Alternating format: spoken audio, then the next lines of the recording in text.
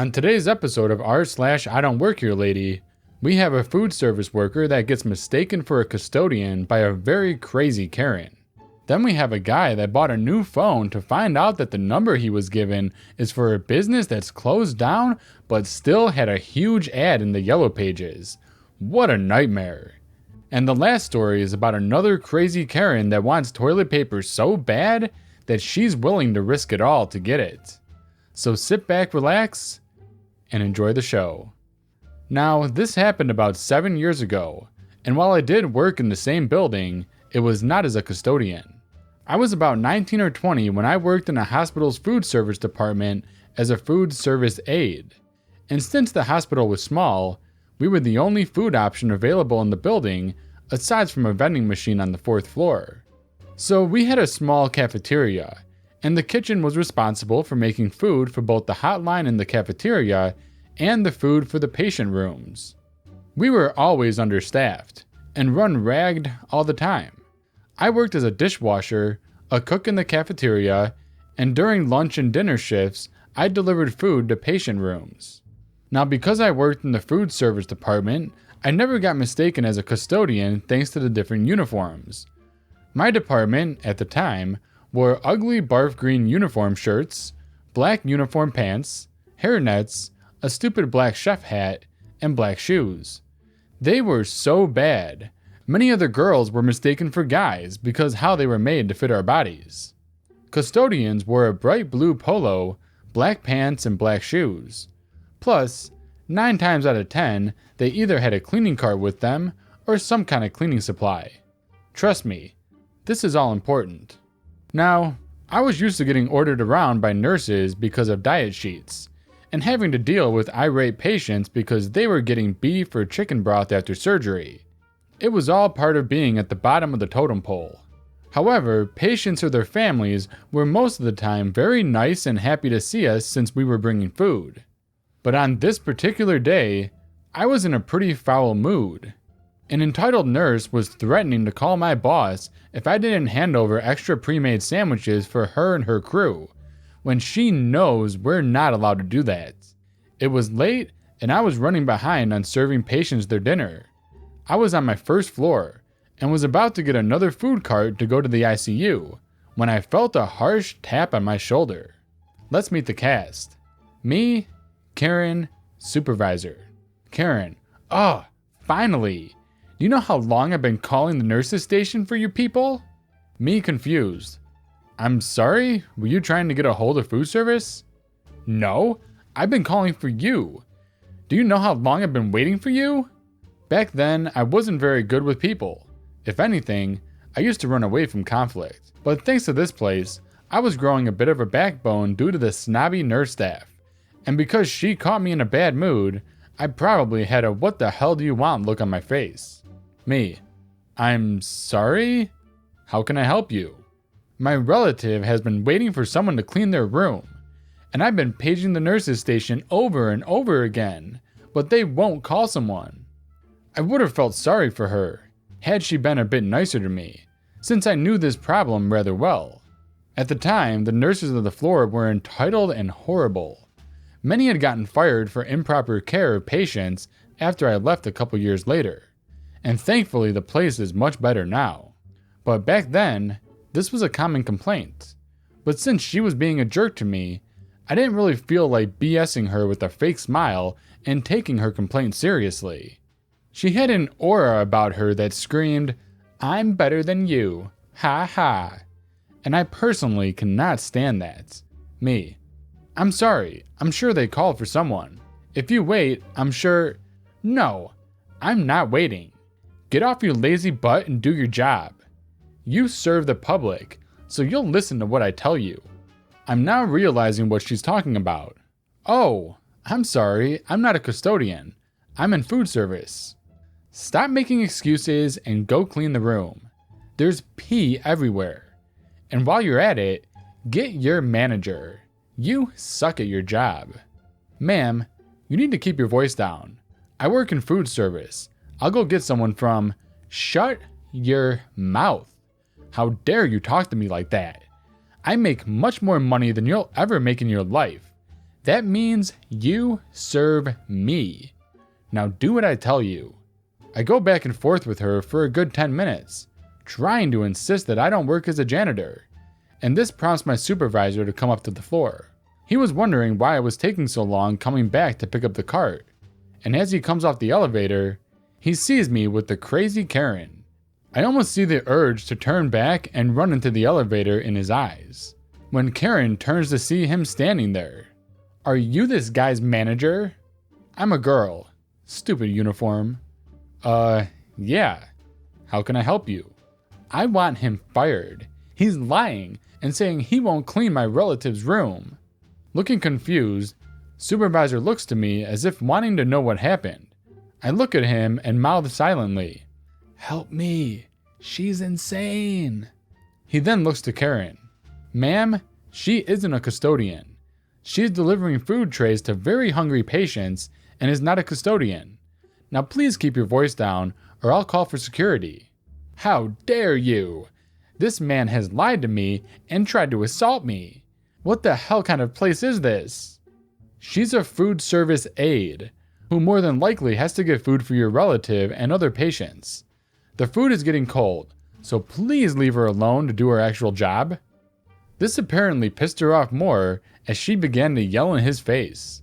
And supervisor told me to go to the kitchen and ask one of their other aides to finish delivering food. I found out later that she was escorted off the property and that she was blacklisted by the relative from coming to see them. Turns out she was right outside their room, and they were so embarrassed and angry about her actions that they told the hospital staff to move them to another room and to inform security to keep her from coming back to see them. She didn't take this too well, as the cops were called twice afterwards. Yes, crazy Karen got the boot. Justice has been served. On to the next story. My first year of college, I lived in a dorm. It sucked a lot. And so when my friend Paula asked me if I'd like to go in on an apartment with her and her incredibly cute friend Heather, I said heck yes. We each took a utility. Paula had the gas bill, Heather had electric, and I had the phone. I bought a telephone and an answering machine at Lechmere, and we recorded a cutesy outgoing message. Within minutes, we had our first call. A guy looking for Abby Auto Rental? I told him he had the wrong number and hung up. He called back immediately. Abby Auto Rental? Nope, me again. What number are you trying to reach? He reads off my new number. I said, well, that's the number here, but this is a private residence. He said, well, I guess you're screwed, because there's a half-page ad for Abby Auto Rental in the yellow pages with that number. Lots of luck. I grabbed the yellow pages and flipped to the car rental section. Sure enough, it was our number. I guess they had gone out of business fairly recently for the ad to still be included in the phone book. So we changed our cutesy outgoing message to say, sorry, this is not Abby Auto Rental. They're out of business. You've reached Dave, Paula, and Heather. Please leave a message. It made no difference whatsoever. People kept leaving messages for Abby Auto Rental. At the end of the year, Heather and Dave moved out, and Dan and Jorma moved in. Jorma used to enjoy messing with the callers. He would take down their credit card number and make a reservation, promising free delivery just as it said in the ad. Then he would go off to class. When the reservation time rolled around, the customer would call back furious at the absence of their rental car. And frequently, I would be the one to answer the phone. Here's how the conversation went. Hello? Where the hell is my car? Sorry, Abby Auto Rental went out of business 2 years ago. What are you talking about? I gave my credit card number to someone this morning. You must have been talking to the ghost of Mr. Abby. Woo! I'm coming down there to kick your butts. Okay, see you soon. You have the address from the ad, right? How are you gonna get there with no car? Rah! When Jorma moved out and Michelle moved in, we decided it was time to change the outgoing message again. We left longer and longer messages, but the calls kept coming. They had phone books. The phone books were 3 years old. Abby Auto Rental must exist. It must. Finally, I went out and bought a longer tape for the outgoing message. I recorded The Gift by the Velvet Underground. This song is 8 minutes and 16 seconds long. The left channel is the band noodling around aimlessly on their guitars, and the right channel is a male voice with a British accent telling a story about a man who mailed himself to his girlfriend. We told all our friends to just hit the star key to bypass the outgoing message. This finally eliminated the car rental messages. I left the answering machine that way and tried to forget about it. Almost a year later, I came home to a light blinking on the machine. It was the peevish voice of a little old lady who had clearly listened to the entire story, including the part where the girlfriend uses a sheet metal cutter to open the box, accidentally killing her boyfriend. The message said, "That's a very nice story, but it doesn't help me. I want to rent a car." That's funny. Good story, but now I feel bad for this old lady. Someone get her a car ASAP. On to the next story. For some context, I work in a pretty popular grocery store in the Midwest that's based out of Iowa. Now, when I say popular, I mean popular. The town I live in voted this grocery store as the best grocery store in the county for the 3rd year in a row, and this store opened in 2015. My uniform consists of a red polo with the company name embroidered in white, black dress pants, and black shoes. Now to the story. This happened last night. I had just gotten off work, was still in my work uniform on my way home when I realized I forgot to get groceries after I clocked out. Instead of turning around to go back to the store, I decided to stop by Walmart since it was on the way back to my apartment and I only needed 2 things. I go into Walmart, pretty tired from my 9-hour shift. I work in a floral department, and since it's homecoming season, I spent my entire shift wrapping flowers and making corsages and all that fun stuff. It was very busy that day. And I go to look for some bread to make French toast in the morning. I'm standing in front of the bakery, looking for the right type of bread for a few minutes, when I felt a tap on my shoulder and someone sighing heavily. When I turned around, I saw her. Karen. She had the haircut, the makeup, the everything. Me. Can I help you? I've been standing here for minutes, waiting for you to help me, and you're just looking at bread. You're terrible at your job. Now help me find the toilet paper. Ma'am, I don't work here. I work at a different store down the road. I'm just a customer. She pauses for a second and looks at my shirt before huffing in my direction. You're lying. That store would never have someone like you working for them. Take me to the toilet paper now. At this point, I'm starting to lose my patience. It's been a long day and I really did not want to deal with her attitude. Ma'am, if I did work here, why would I be wearing the uniform of their #1 competitor in town? So you can get away with being a piece of lazy trash at work, but I won't stand for that. I'm getting your manager. Whatever, lady. Karen storms off with her cart, and I carry on with my shopping. I grab the bread I needed and a gallon of milk. I'm about to go to a checkout lane when I see the Karen come barreling towards me with a manager in tow. Her! This is the worker who's being very rude and isn't doing her job. Fire her! The manager gives me a confused look, noticing my polo that has the company name of the store I work at. Ma'am, this girl doesn't work here. I've never seen her before, and I know all the workers on my night crew.